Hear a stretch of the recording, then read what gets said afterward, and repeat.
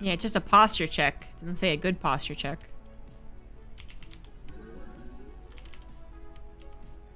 Get more minerals. Be industrious.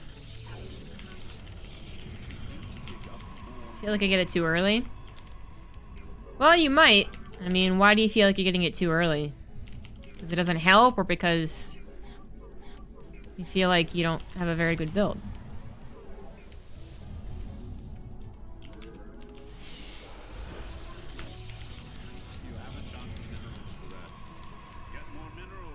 How many workers do you normally need for a standard game? So just in general, it's the amount of workers that would saturate 3 bases. So saturate your first base, saturate your second base, saturate your third base. It's gonna put you around 60 to 70 workers, which is also the amount that people generally need in a macro game of StarCraft. For Zergs, they can go up higher. Depends on the matchup, depends on the style, but generally 65 is pretty good. Warp your forces in somewhere else.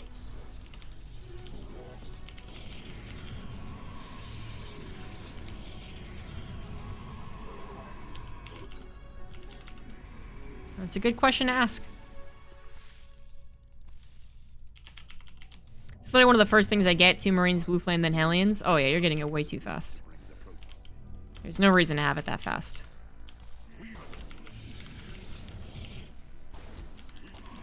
I would heavily recommend getting a build order.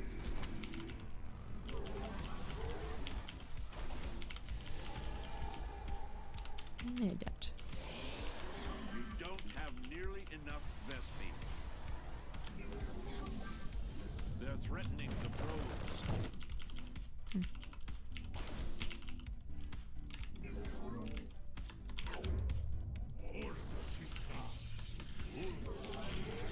The firstborn shall persevere.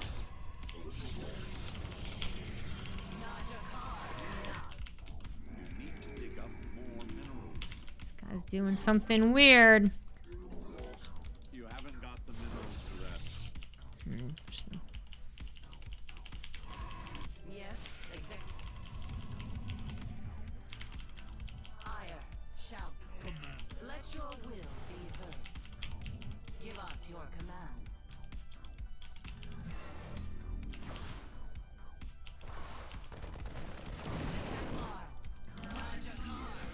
Or not. Forward, for Zala, to glory. Let none deter us. We are of one mind. We serve. Actually, wasn't that weird. Don't try warping in there. It's a waste of time. You need to dig up more minerals. I don't even know what to do with you, Zealot. Did your job. How many probes have become less efficient to mine a base? 20 plus? Well, it immediately becomes less efficient to mine a base after 16, which is why it's the recommended number. But as far as, you know, to what number it takes to really be quite useless, I don't know. Like, even if you have 24 mining probes on minerals, you are still getting more back than 16. It just becomes increasingly less efficient.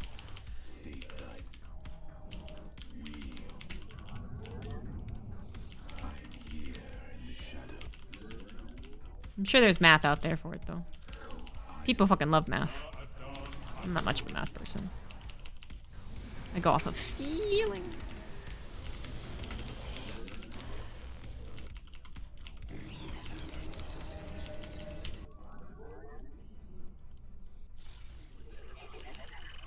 that the third I want? I don't think it's the third I want. Feels very uncomfortable.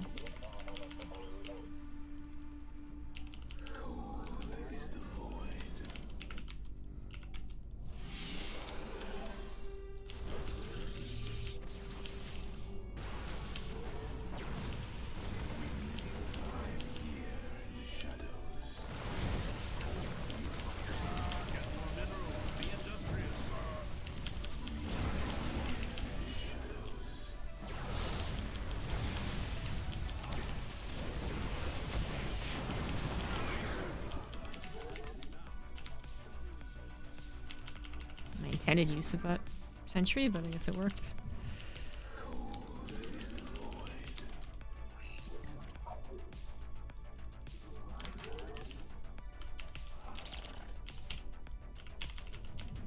Fuck off. I didn't rally it to a probe line when I changed my mind. That's awkward.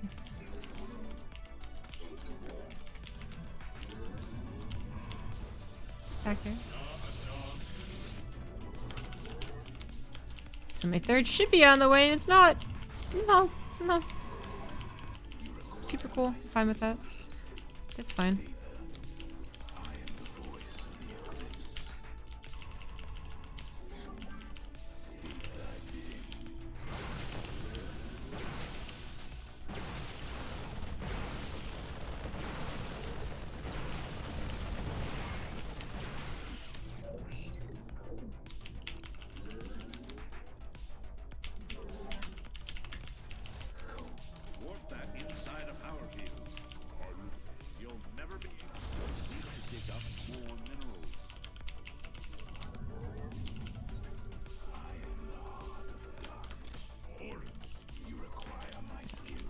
Scan very much.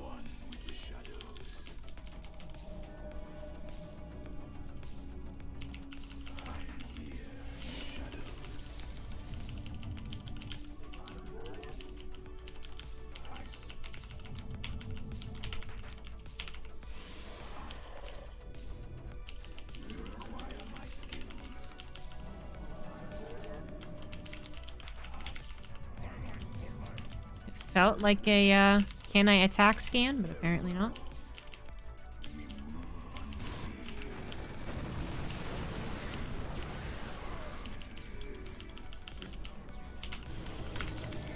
Not enough energy.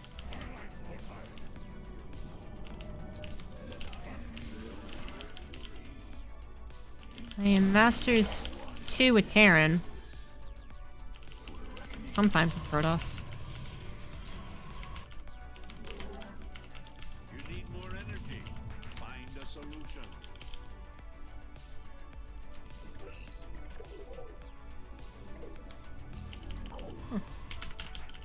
Interesting. Could have sworn he was coming to attack me. Mineral field, your upgrade is production ready.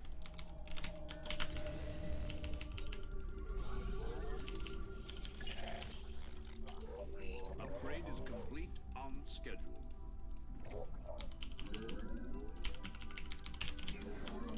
I return to serve.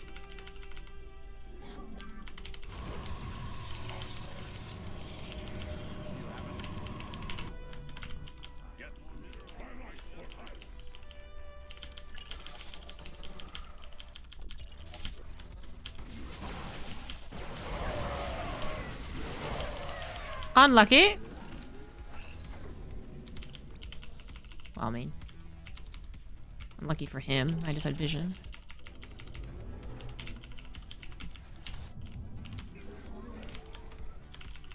Mineral patch has been strip mined.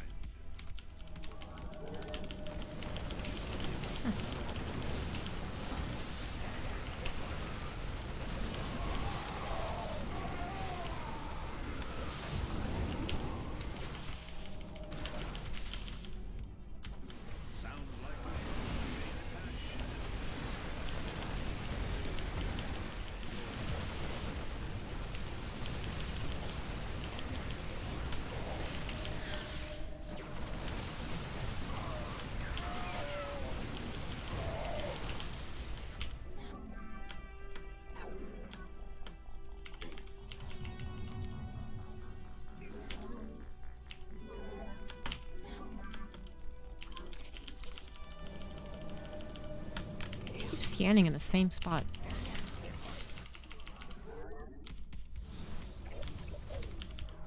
A mineral field is depleted. I hope you aren't just sitting on them.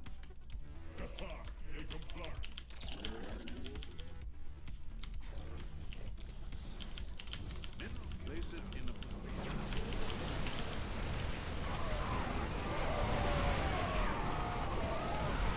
Boost!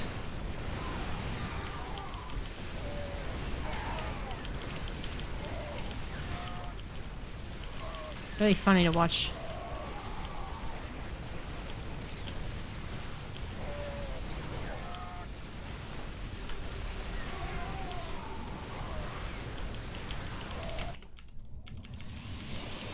My army get boosted. GG. Stretch. Yeah, new Frost Giant newsletter. It's they're still deciding on what engine to use. So if anyone's not a part of that newsletter, you can sign up at their website.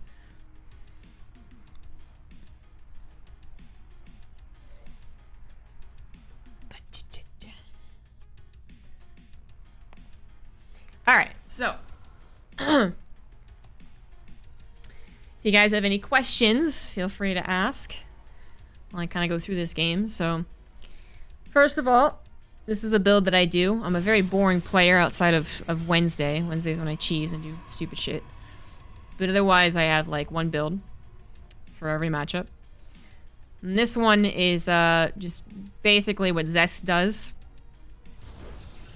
Are you stretching with me? Are you Uncle Boy? Anyways, this is what Zest does. So ideally, it is Gateway Nexus MX Core or Gateway MX Core Nexus. But the point is, ideally, you don't get NG blocked. Some pro players are actually preemptively starting their Zealot, just like the old days, in case they get NG blocked. So you can do that as well. But if you do, and you can't stop it, you pretty much always want to get a Zealot. Then try to continue your build as normal. The Zealot can't do very much. Send it across the map, but even if I had sent it directly, wouldn't have done very much. The Adept is a safe scouting option, where the Zealot can die in transit against a Reaper. The Adept hopefully will get some better scouting done.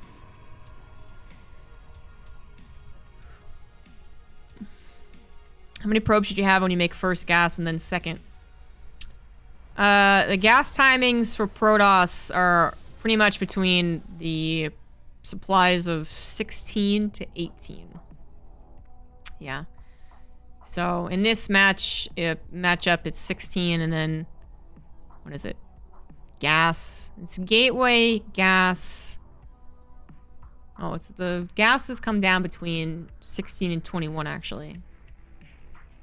Because this is a 21 gas. So 16 and 21. If you're playing PvP, it's like 16 and 17 or 17 and 18, I think. Yeah. That's part of your build order. So that's why you want to build order. Prime Sabbath received. When a man kills another man and he had bad, it's called heroic. Because of their reason. War Wizard 626, thank you for the 4-month resub. Made it in time. Nice. StarCraft questions only, thank you. So anywho, Adept gets some scouting high ideally, which it did do a good job of scouting, but I couldn't tell if he was going Hellions or Widowmines here. And then the rest of the build is Blink. The idea is Blink, Charge, Mass Gateways, Upgrades. That's the idea.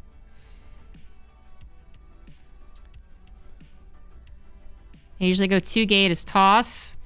2-gate opener is only used offensively, really. There's not a whole lot of reasons to use it offensively unless you proxy one of them. So if you want to open up 2 gateways to be aggressive, proxy one of them. I mean, the medevac drop definitely could have been handled better.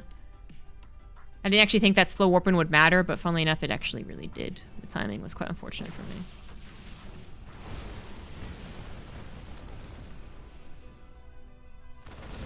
Yeah, I thought to sacrifice probes instead of trying to play Ring Around the Rosie, which gets increasingly dangerous. So he does get 7 probes, 8 apparently, but it's not really that bad. It's pretty okay for him because his medevac got alive, but it's not terrible for me, especially when you consider that we're not pros. So I could have lost 15 there and probably still won this game. Could have lost even 20 actually, and I think I still could have won. While I was dealing with that, I macroed quite poorly, but you do want to get your forges up charge up. And then your next big battle is getting gateways to support the amount of money you should have. My third nexus didn't actually start because it was blocked. But you should have a third nexus pumping away. Apparently I delayed his stim by like 15 seconds, which is nice. But if you can, you want to try and do that. And the observer wants to track the army, specifically where the medevacs are. Where the medevacs are typically tell you where the army is. And if it's actually coming after you. Not always, but... The stalkers are going to scout, hopefully, anything that the observer doesn't. So anything that moves out for me. You don't really want to send your stalkers out before that Widowmine drop, or Hellion drop, as it were. So that's around 5 minutes, guys. I want to keep your stalkers in your main up until that point and be scouting with either an adept or an observer otherwise. And you want to get your 3-base saturation with only 3 gases. Sometimes you can actually only work off of 2, honestly.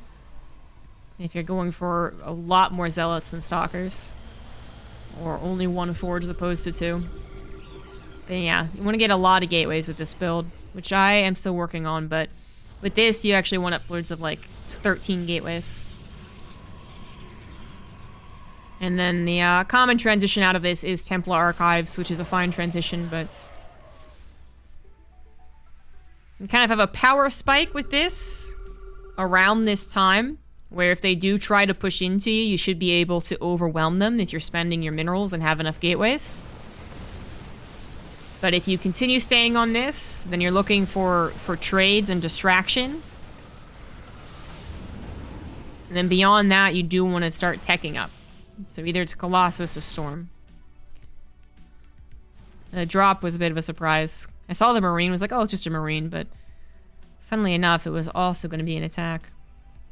And I figured I could catch him either out of position, or I could catch him in like a 2-pronged type of attack. I was going to initially set up my army here, and then here, and kind of come in from 2 different directions, but he was unsieged and I saw it. So there's not much reason to not take that attack with the tanks unsieged. Always let your zealots through. I feel like that's, it sounds like obvious advice, but it's very easy in StarCraft to be caught up with so many other things that your zealots get stuck behind your army. Don't let that happen. So anyways, the Terran here wasn't necessarily in the wrong to stay put as he was doing and do a couple of drops. That actually wasn't such a bad idea. But I think he should have been a lot less committed to drops. So in total, he lost 5 medevacs worth of units, because I got the first 2. But just a 2 medevac drop and then building up at home is fine. Against someone who's not getting a lot of technology. But his biggest mistake, obviously, is that he moved out without knowing what was in front of him. So, Terran players, you're gonna want to look for this observer. An observer over your army gives so much power to the Protoss. So much. They know when you're attacking, when you're defending, when you're unsieged, how weak certain parts of your defense is. So if you are a type of person who can't see those observers, you're just like, oh, I think I can see them and I never do. I always check the replay and it's always some player I didn't look. Then get a missile turret wherever your army is going to be sieged. It's worth it if you're not able to see observers. So a missile turret here would save him from observers in like this much of a radius here. Which would have made me a little bit shyer to engage. And then besides that, you always want to have a unit in front of your army. Either your army is very mobile, so it can skedaddle at any moment, like a Blink Stalker can. So those can be out in the map without anything prefacing it, because they can blink and run away. Or you want to have a unit in front. So in this case, this guy relied on scans. He saw my army with a scan here and thought, oh, they're defending. Had no idea what else is happening on the map. His 1 scouting marine is over on a 5th base, which, you know, why? What was that really gonna do? Does a sensor tower show the movement of an observer? It does not. Sensor towers don't reveal any units. That is hidden.